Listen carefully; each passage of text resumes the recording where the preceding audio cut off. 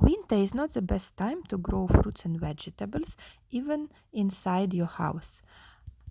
However, it's an excellent time to start growing sprouts, which are full of vitamins and minerals and are very good for your health. They are able not only to replace the usual vegetables that you would eat in summer, but by some parameters also to provide better nutritional value. In this video, I'm going to explain how to do it easily at home. Here you see mustard seeds, but you can use a number of seeds for sprouting.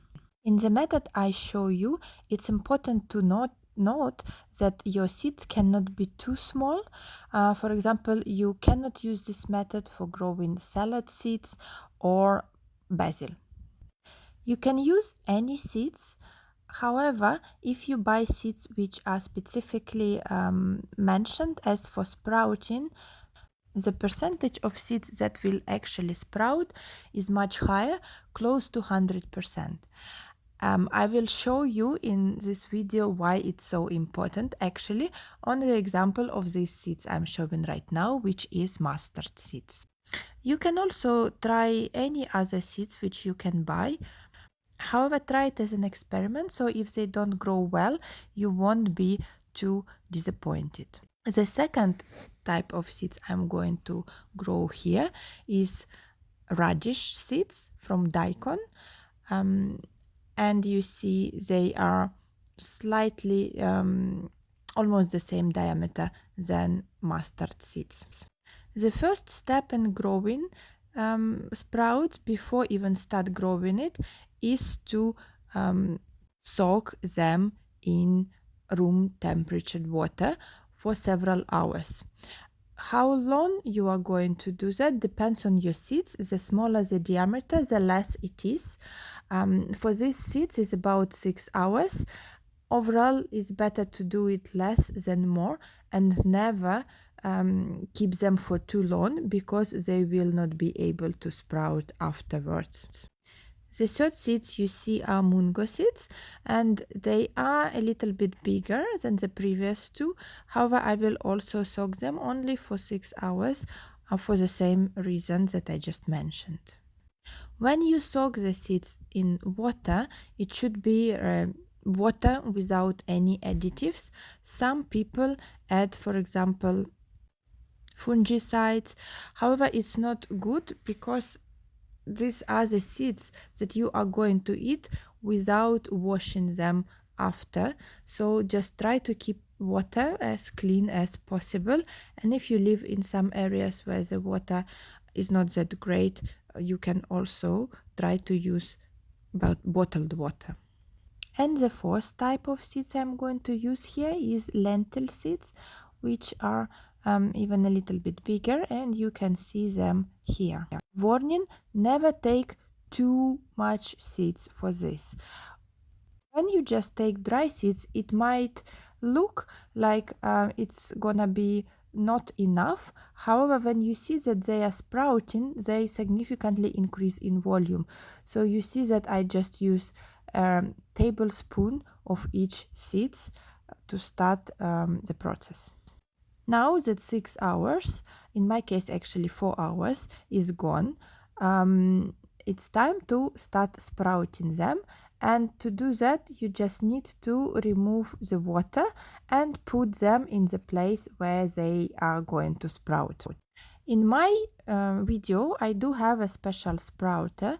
However, you do not need one. You can just use a simple homemade bottle or a can with a lid through which you can add or remove water or the air to come through to the seeds. If it's only the first time you are trying it, I would not recommend you spending money on buying a sprouter and just using a homemade bottle. However, if you are growing them regularly, like I do, then it makes sense to have a sprouter because they are more convenient. There are different forms and types of sprouters. I found this one much easier and better in terms of the speed and quality of the sprouts produced. So you can see here that you can just add water into the top container, and it's going to go all the way down through all the containers, and you can remove the water later from the bottom container. I just added it here for you to see. However, if you are just starting and it's your first time, you just want to put the seeds like here in the sprouter you are using. You see that in my sprouter you have a curved surface which allowed the seeds to get a proper amount of water, but in the same time also to get air, exactly both that are needed for good sprouting. So once you start doing it, the reminder is super easy. 2 times a day, about 12 hours apart. I do it in the morning or in the evening. You just need to add water and to remove it. Basically, wash your seeds in water. This would allow optimal hydration and also access to the air for growth. I keep my sprouter on the kitchen top next to the sink because I think it's easier, but you can keep it anywhere with the room temperature where you do not forget to wash them every 12 hours. So here you see in 12 hours there are already a very small roots which you can see on some seeds. However, they are still largely not yet sprouting. If it's your first time doing it, you might forget about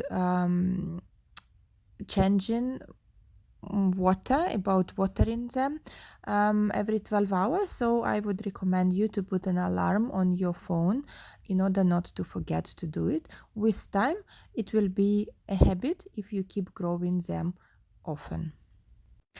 So now 12 hours has passed and I am going to add water again and remove it, and let's see what will happen in 24 hours.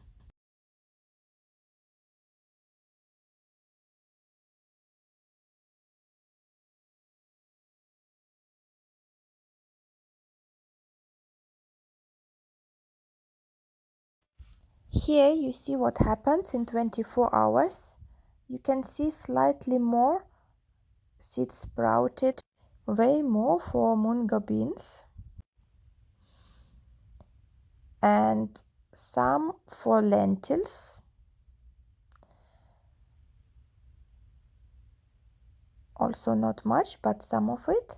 But when you are looking at the mustard, you see here it's there one or two.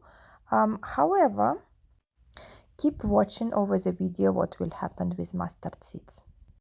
Here you see 36 hours, and actually for mango beans, this is when I like them the most. Here you will see radish and lentils, and here you see radish, and mustard seeds are not that well sprouting as you see here. I will tell you a secret. This is because they are pretty old and they are not sprouting that well, but let's see what will happen later. 48 hours. You can definitely grow mungo beans more, but I do not like doing this because this is when they are crispy. I recommend when you are growing first time to try your seeds every 12 hours to decide at which stage they are your favorite and at which stage you want to start harvesting them or you want to keep growing. I'm going to grow this these lentils a little bit more, although you can see I already tried them a little bit, and I'm definitely going to grow radish more. But all tastes are very individual, so do try a little bit and choose for yourself. And here you see that the mustard seeds are not growing well, only about 20% of them sprouted, which is very bad. Because of the humidity, the other seeds will start spoiling and you won't be able to use any of them. 60 hours. In my opinion, radishes sprouts are too big. Lentils are absolutely fine. You can see that the first small leaves are coming, and the radishes are also ready to be eaten if you would like to. Mustard is much better. If all of them sprouted, it would have been an amazing mustardy taste right now. However, unfortunately, you cannot just pick those that are good, leaving those that are not. So then I will have to discard all of them. And now I just want to show you what will happen with radishes 3.5 days after starting sprouting. They become microgreens, and they become them without further effort. You can just pick them and eat them straight from this container. So here it is, not only sprouting but also microgreens. And here you have it, your first harvest in less than a few days. I think it's worth trying if you've never done it before. Subscribe to learn more about how to do it on my channel. And if you want to try it, don't forget first researching which seeds are suitable for sprouting and microgreens.